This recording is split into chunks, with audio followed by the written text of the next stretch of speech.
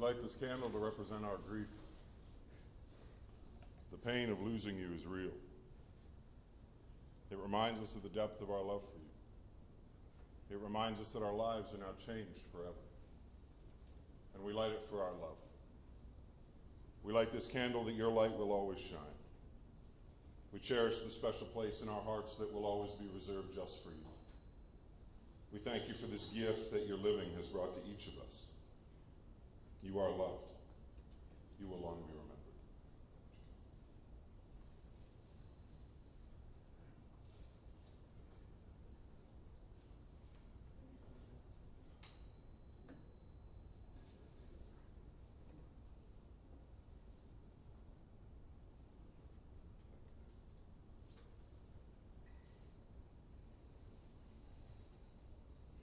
Well, I welcome each of you today.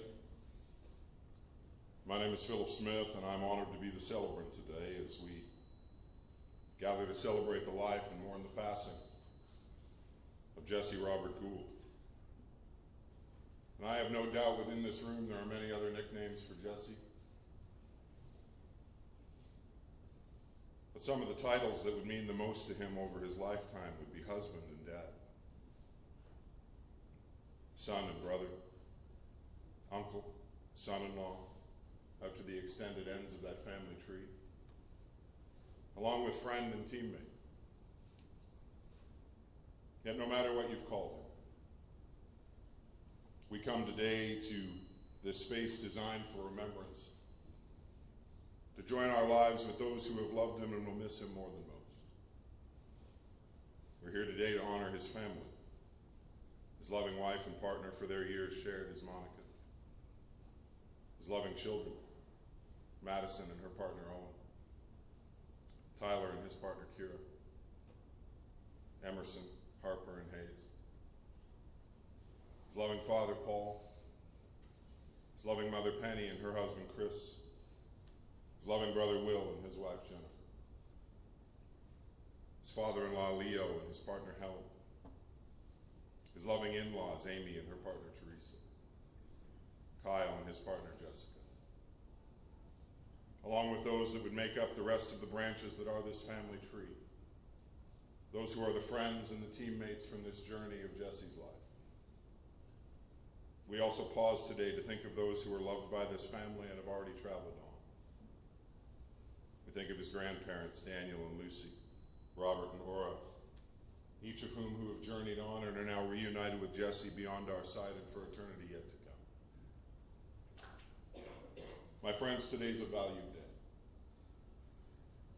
Not simply because we gather and take this time to acknowledge and value the importance of Jesse's life, the care and support he brought to this family and those he would call his friends, but also in the subtle ways that he has touched his world. By our coming together here today, we send the message to Monica, his children, his family, and to everyone who would call him their own, that we come together in this space to help bear the burden of this sudden and immeasurable loss. We stand together to help lighten that burden as we bear its weight united. My hope would be that you will help bear that weight not simply for today, but in the days and months that will follow, that you will be there as well to support them in the ways that will matter most, big or small. Your presence with us today, whether you're here because you were directly a part of Jesse's life, or you're here to support one of his loved ones, it means that he's also made a difference in your life. You have taken this time to stop and honor his days on this earth. The task of holding his legacy now falls to each of us, so that each of our lives might reflect the ways that his presence within them have made them richer.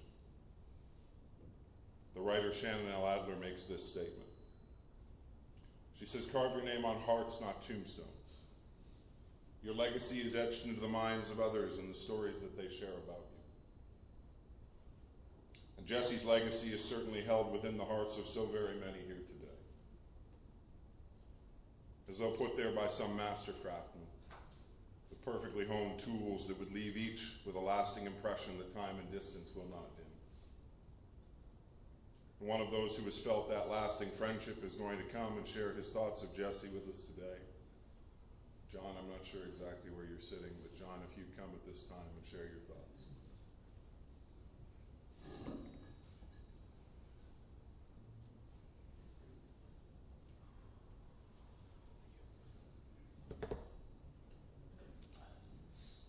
Hi everybody, Jonathan Babcock. I've had the luxury of coaching, playing, traveling, being mentoring him for the last 18 years playing this game. He loved it more than anything, other than his kids and his family. So I've got a couple stories. Bear with me.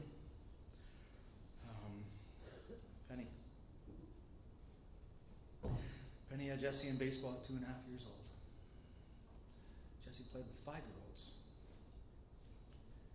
And they maintained that age gap for years.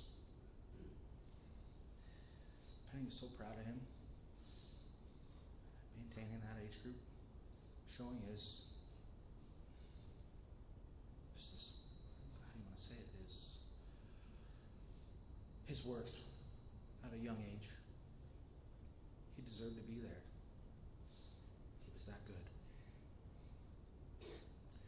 Penny wasn't invited to many of Jesse's adult games. As she cheered at him, just like he was a child. Right? She'd want to chase him up the baseline. Right? She'd want to tell him, "You get your buns going." She was the best mom support a baseball player could ever have. Now, Paul, over the past 3 years, Jesse showed me the man that he'd become. Taking over your business, countless nights he sat beside you, holding your hand. Jesse called me after that, and he expressed the pain he was in.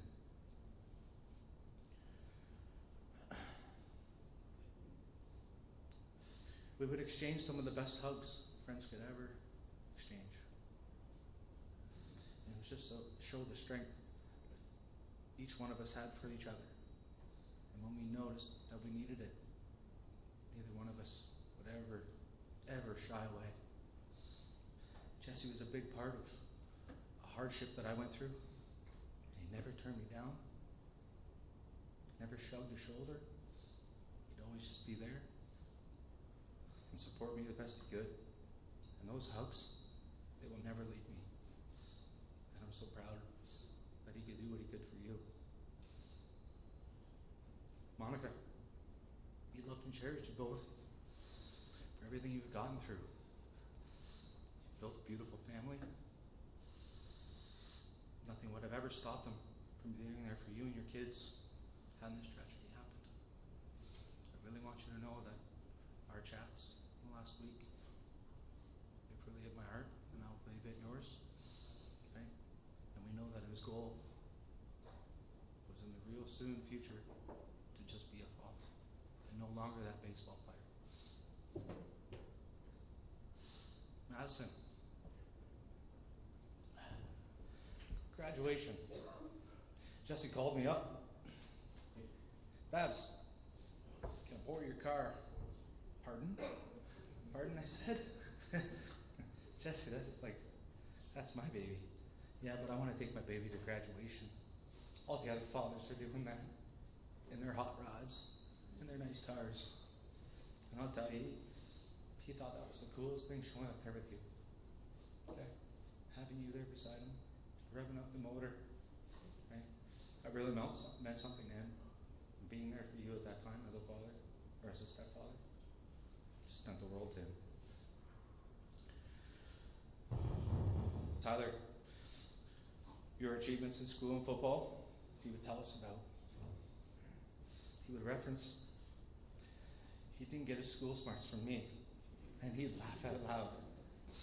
But he was so proud of the effort that you put in and what you've become as a young man. Emerson, your art and your free spirit made him smile inside deeply He loved the things you made him and how special it made him feel. He was so excited when you asked him to sign up for rugby.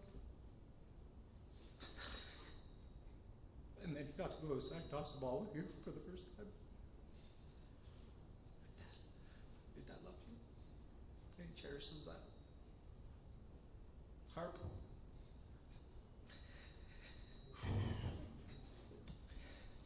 When your dad called me and told me you broke your first baseball bat. You have no idea how proud he was of you. Oh my God. He was so happy. Seeing you skate, the work that you put in. He wanted the best for you. You've shown your strength today. All week for your family. You're a special little girl. Okay? Uncle Babs, you know that.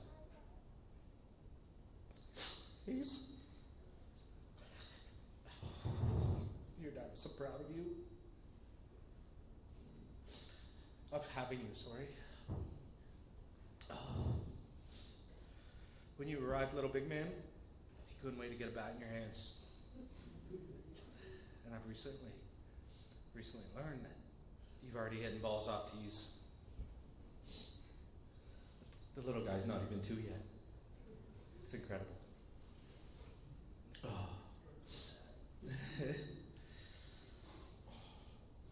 The other thing is, he couldn't wait to see you run over somebody like his big brother. The aunts, the uncles, and the cousins, I'm sorry you haven't had a chance to meet, but he always had nothing but the greatest things to say about you, and always had a funny story about your family meetings. He enjoyed his time together and everything that you supported him with. His sponsors over the years: Smash Sports, Easton, Mike and Worth, Rawlings, Anarchy, Mizuno, Combat. He was the proudest ambassador of your product ever. Didn't matter. Whatever he had in his hands at the time, he absolutely loved. And he'd do anything to show people and tell them about the difference between your product and the competition's. His friends and teammates. What can I say? You're all family without a question. The support the community has shown in the past week has shown his family just how special a group all you people are. This is just the start also, Monica. We will be here for years to come. As Jesse was there for me countless times, and like I said, through my hardest hardships. Now baseball.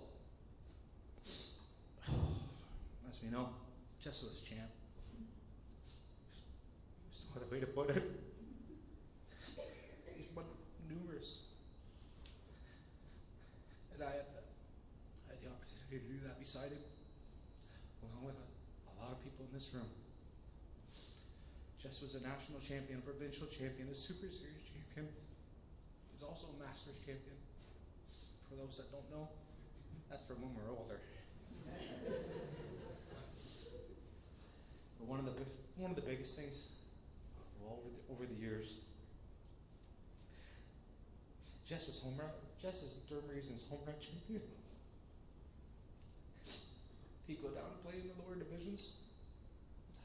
He'd treat them just like if they were A players. It didn't matter.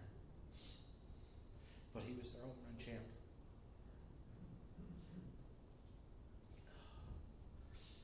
We're going to love and miss you. And I just can't say enough how much we're going to be here for the family moving forward.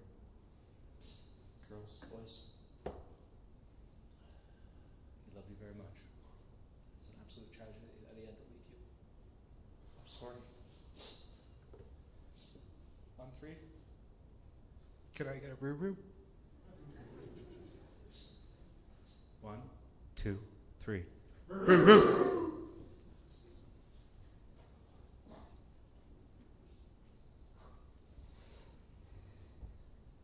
Thank you so much for sharing your thoughts today, John.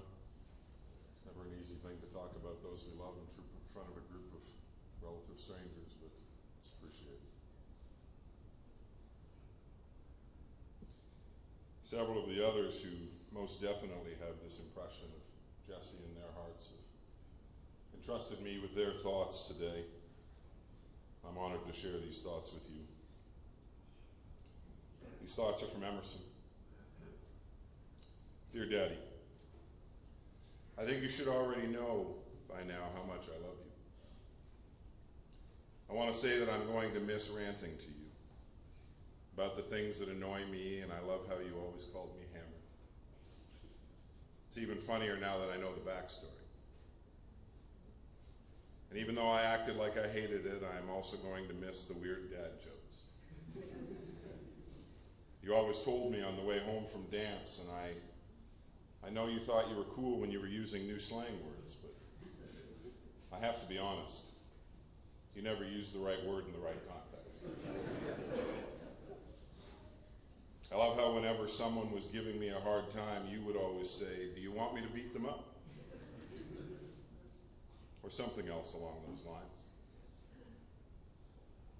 And even though I knew you never would, it made me feel better.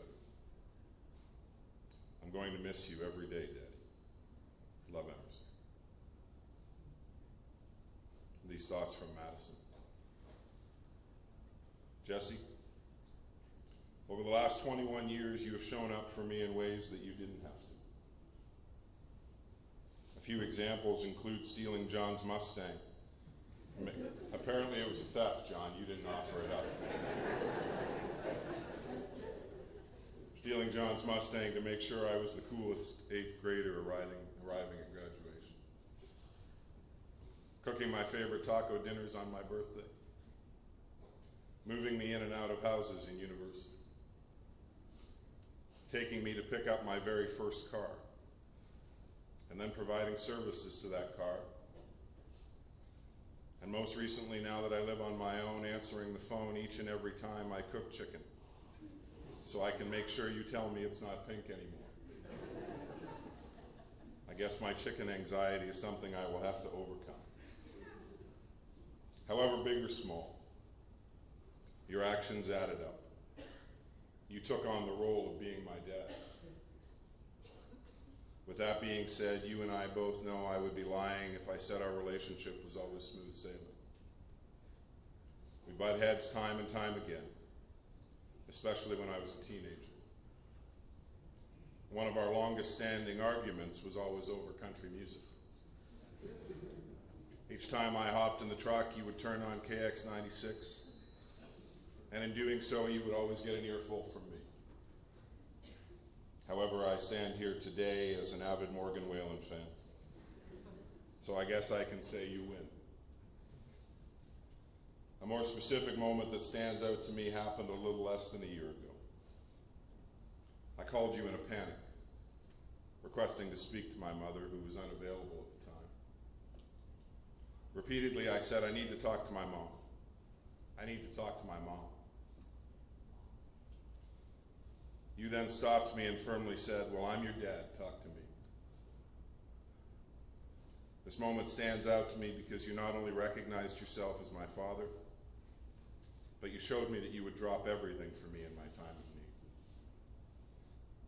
During this same low in my life, my mother called you to tell you that I wasn't doing well. And again, you dropped everything to come and scoop me up at my apartment. Told me that whatever the outcome would be, you and Mom would be there for me, and we would figure it out. You were always there, and I always made sure I had everything I needed.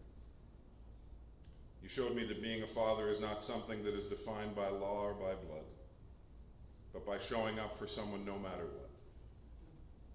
You have exceeded my expectations of what a father should be and did so with no obligation to. Jesse, you were and will always be my dad.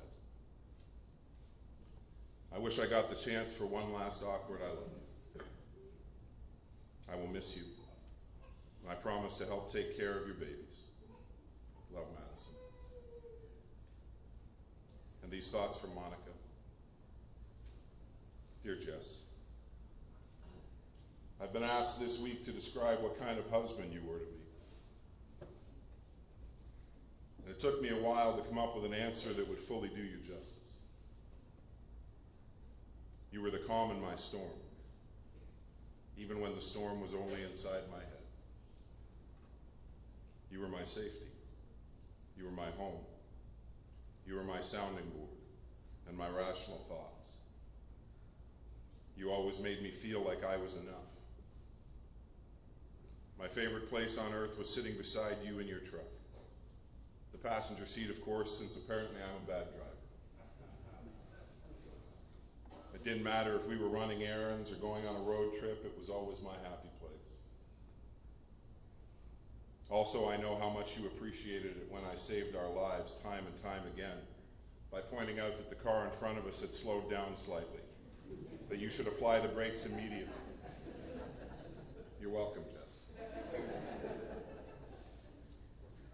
You were not the kind of husband that proclaimed your love to me with big productions or grand gestures. Thank God instead you showed me your love in a million ways every other day. For instance, I found out the hard way 3 days ago that my car actually can run out of windshield washer fluid. It's never happened to me before. You let me tell you everything. Even when it was probably TMI, or you were literally working under a truck, or I had already told you the same thing 8 times. You were the kind of husband that allowed me to be a homebody while you took our kids to their various social events. Though to be fair, it wasn't much of a sacrifice for you. You were literally the most social person I've ever known. You could talk the ear off anyone, while I hid behind you hoping no one would notice me. I wish I could tell you about the massive outpouring of love and support the kids and I have gotten and continue to get this week. I have needed and appreciated every bit of it. The amount of people that love and care for you, and in turn us, is astounding to me. Your baseball family is incredible and there are no words. You were truly my best friend.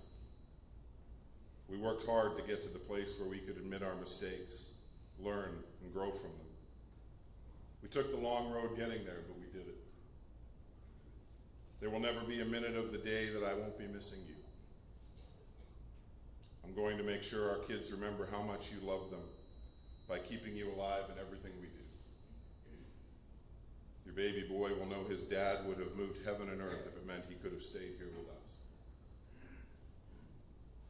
I don't want to do this life without you. We had plans. We were smack dab in the middle of our hopes and dreams, the things we had been working on for so very long. We were happy.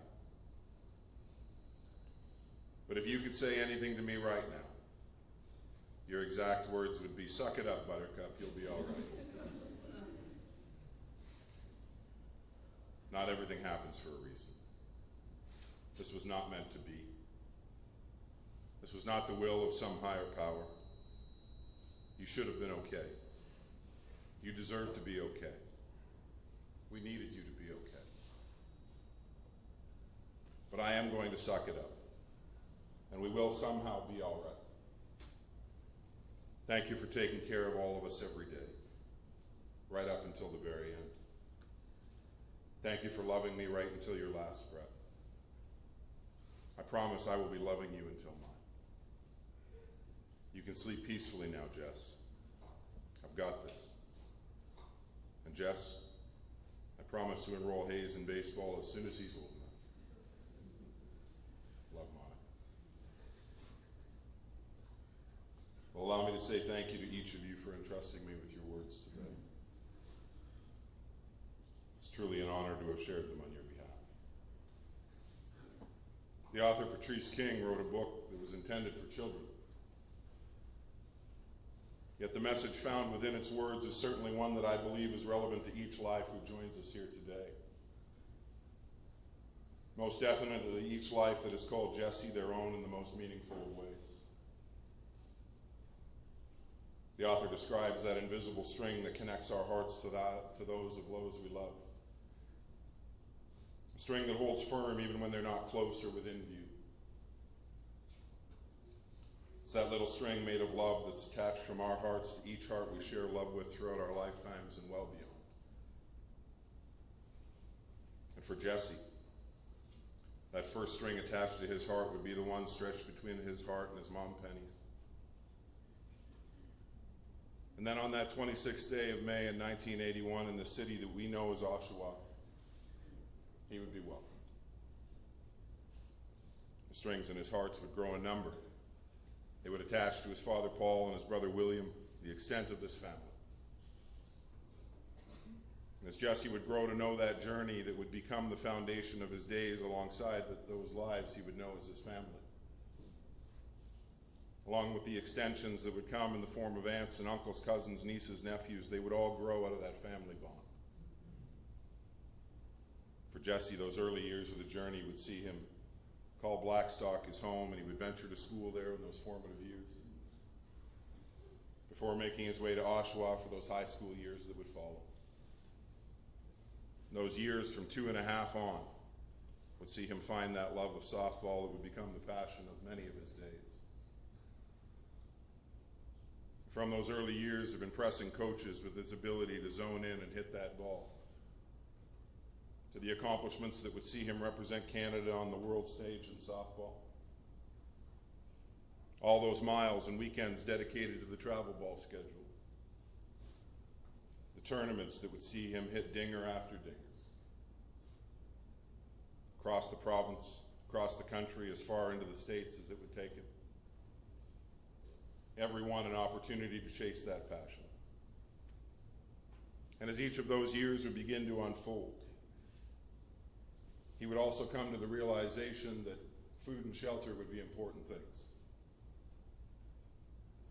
So he would make sure to work as well. Now for Jesse, those early years of employment would always have a caveat.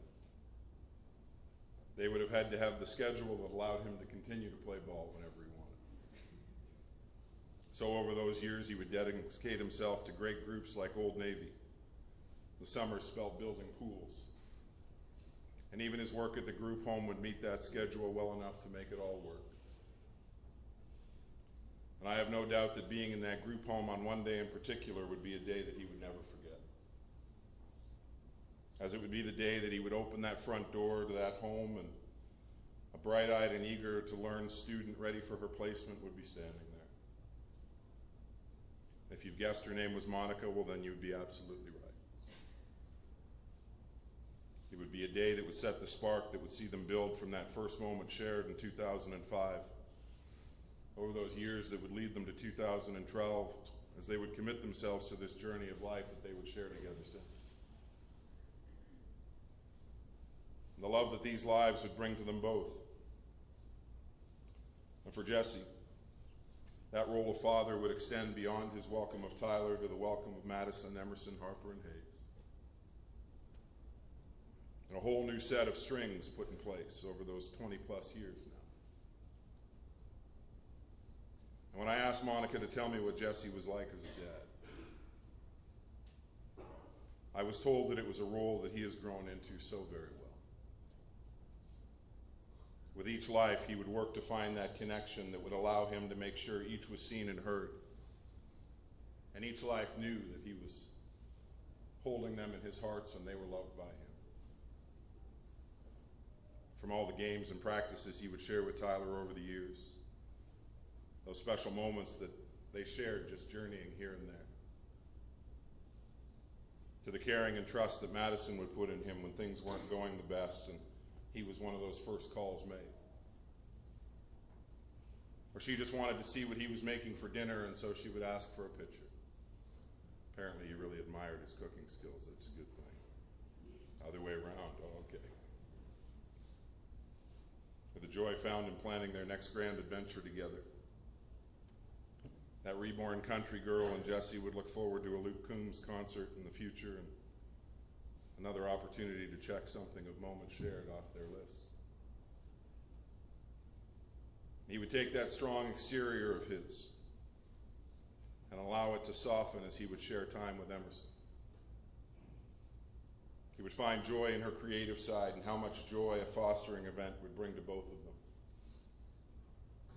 And when it was just them and they got to eat whatever they wanted because mom didn't have a vote because she wasn't there, well, sushi would make the cut. Certainly a treat for both of them to enjoy. And Harper, well, I'm told she's a little Jessie. That friendly demeanor that would see her gladly let you know that she was in any room, or would likely make friends with more than one person before that time shared was completed. A trait that speaks to Jessie in spades. The newest chip off the block, Hayes, who's hitting balls off the tee before he's even talking, and who would want to be with Dad every opportunity given. Jessie would make time for each of them, whether it was on those family trips shared to the cottage for some time in the great outdoors, the warmth of the summer sun on their faces and the cooled water in the heat of the day, the crackling fire that would warm them in the night sky as they would share those moments and memories created. The road trips shared on those many tournament weekends, or just an outing to enjoy the boys of summer invade the dome and knock them out of the park together. The welcome of the beauty and power of Niagara Falls. The sounds of nature as they would camp in the great outdoors. And Jessie was also the guy that could fix it all. Now, you may have had to ask him a few weeks or months in advance if you actually needed that hook put in the wall at a certain time. But when it was done, it was always done right. I'll give you an example. After a trampoline event and the windstorm that helped itself to that rather large disc laying in the yard, carrying it off into oblivion, Jessie would be sure that that would never happen again.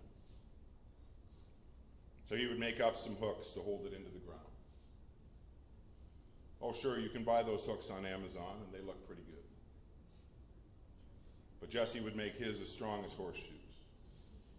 He'd proceed to drive them into the ground far enough to secure them to the earth's core, so that that trampoline will never be unsettled again. And I pity the people that decide they want to move it across the lawn one day. And when life was hectic, he would be there to help with all those drop-offs and pickups, to jump in with Monica as her sous chef and help with meal prep, or to fire up the grill and whip up a great meal to be enjoyed. Now, I will point out about his barbecuing that there were often times that that meal would look and smell divine, but it might pack a little surprise. I'll give you another example. There was that day that he had slaved over ribs all day, and the aroma alone was making everyone salivate around. Monica was particularly excited to try them. When she went to go and pick up that rib, it was fall off the bone tender. With a big mouthful, she would also realize that she was now seemingly a contestant on Hot Ones Ribs Edition. Jessie would finish off the ribs. Monica, well, she would enjoy some chicken fingers with the littles, no doubt. And that ability to fix things would see him find that passion that he had known his dad to have over his lifetime. Would see him build into those skills as a skilled mechanic through his training at Centennial a few years back now. And that decision made to work to that focus for work in the years that would follow. And it would become the focus of his working days and the future that he and Monica would begin to build around as well. A life that would not just see him focused on the love of his family, but on those things that brought him joy also. Whether it was his love of all things diesel, the welcome of a great set of stacks and enough power to make them loud, or the refined beauty of a nice F-250 diesel to make all things right on the daily commute. He would love his shoes. If you know, you know.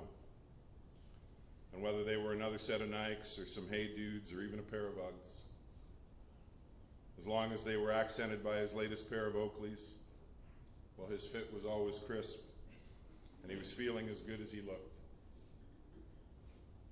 He would love the tunes the KX-96 had to offer, whether it was the sounds of the good old country legends, or the latest option by the newest artist that simply got a hold of his foot and wouldn't let it stop tapping. And he would love when you would ask him a question, because he always had an answer. Now, the fact that the answer wasn't always accurate or even factual, well, that was always up to you to figure out on your own. In the case of Monica, that figuring out usually came from the expression on other faces, as she would continually spit back that knowledge that he had given her from his Britannica-like self. For those of you born after 1990, Britannica is an encyclopedia, or what we might define as the paper version of Wikipedia today. But in Jesse's case, he was more like a human chat GPT, where you always had to verify the result. He would love a great meal. The perfect steak and some fries would be one of his favorites. But you could always twist his arm if you offered him a cheeseburger. And seemingly it didn't matter the time of day or night. If he and Monica wondered aloud if a cheeseburger was a good idea, well, that was always a good idea.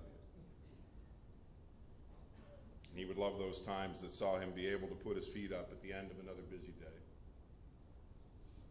Pick up where he had left off with Sons of Anarchy, his favorite show. He's likely watched it about 20 times all the way through. Monica, well, she enjoyed it too, but got the gist of it after the first viewing, and so she hasn't watched it again.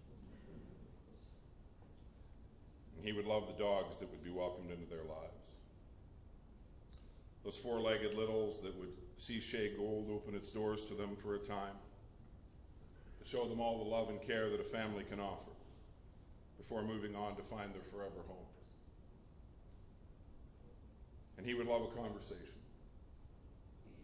I'm pretty sure that he's talked to everyone in Sunderland at least once. And no matter where he would go, whether it was across town or one of those trips to Niagara Falls, while roaming his favorite mall at Vaughan Mills, because they have a Nike store in Oakley Vault in the Lids. Three of the main necessities of any sporty guy's wardrobe, all under one giant roof. No matter where he was or his journey would take him, it wasn't uncommon for him to either bump into a familiar face or to have made a new friend by the end of that journey. Even the staff at Oakley would offer him their staff discount when he would pop in and peruse the latest offerings. And he would love the community that softball would open his life up to. The friends and teammates that had shared decades playing on the diamond after diamond together. Groups like Durham Region Slow Pitch and Smash It Sports Canada. His efforts with NSA Canada that would see him play the game he loved at the highest levels possible. Or the new lives that he would begin to introduce to the sport, as he would help them find their footing, as they chased their goals and dreams as well. A goal he was looking forward to building upon in these years to come. And through all of it, there would be those strings that has joined his heart to the lives that he has come to love and care for. His family from the first moment shared, to each of those years that his heart would open up to welcome each of his own littles to his journey, and Monica to make it all complete. And yet here we find ourselves today, my friends, in this space designed for remembrance. Those strings of love now stretch further than ever before in each of these hearts that have shared in the love and laughter of this life that you have known as Jesse. As we deal with the reality that just days ago now, this life that is loved and cherished would suddenly be separated from our physical journey. That hard-working husband and father, simply working to keep his family safe and cared for, as he cleared an imposing tree from the property, and then wanting to ensure that there would be lights and heat for the night to come, he would make that quick trip down the road to the shop to grab the generator. A trip he'd made 1,000 times before. A journey that would see Jesse in the quiet of that moment, without any fanfare or any grand pronouncement, reach the final step in this life. As on that Sunday, the 30th day of March, in this year of 2025, after some 43 trips around the sun from where it would all begin, Jesse would journey on to be with all those who had gone on before, reunited beyond our sight and for eternity yet to come, leaving each of us who remain this example of this life that we can hold high as a legacy that we can cherish and admire. Jesse's life, its impact and its value, will long be seen and held by those who know its love and care in the depths of their hearts.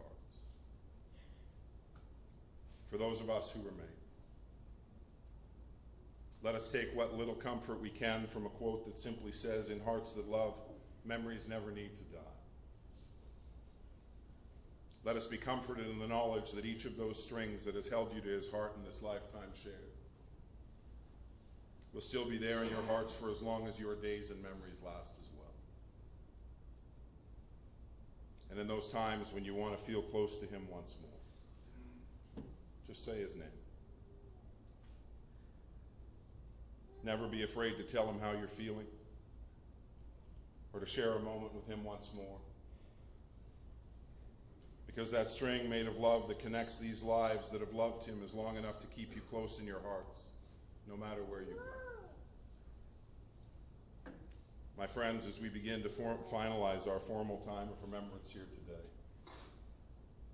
before ushering Jesse from the chapel to our final moments in the lobby together, I'm going to offer some guidance as to what will occur as we make our way from the chapel today. As we leave this space and make our way to the lobby, the family will follow behind Jesse, and we will take a moment for them to pause in the lobby, to allow them to place a flower and have a final moment of personal remembrance. After which we'll invite those of you who have come to offer your support today to make your way out of this chapel and off to our left towards the main exit of this building. The family will be there to greet you as you make your way from the funeral home today. As that will conclude our formal time of remembrance here together.